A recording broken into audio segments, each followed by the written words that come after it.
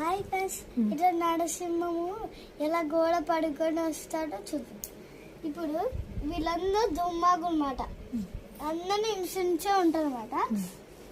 ఒక్క గోడ లోపల నరసింహం ఉంటారు. దానివల్లనే నరసింహము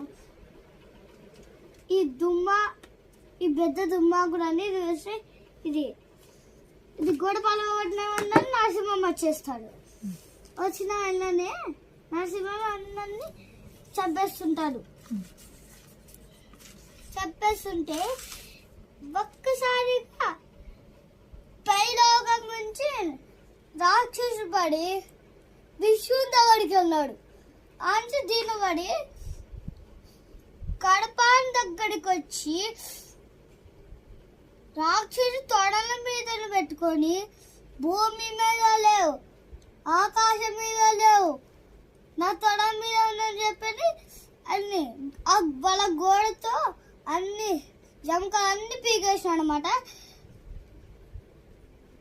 ఒక ఉజ్జి మహర్షి ఉంటాడు, వాడే దుమ్మాగుడు. బతికియాలనుకున్నాడు, బతకలేకున్నాడు వాడు. అది చిన్న ఉంటాయి కదా, అది నీళ్ళు అనేది లోపల పోయి సెట్ వచ్చేసింది. ఇంకా గోడలు మట్టి అన్ని పలగొట్టేసాడు Narasimham. ప్రహ్లాదిని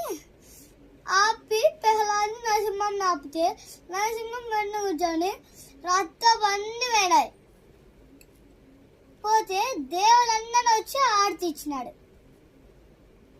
thank you very much.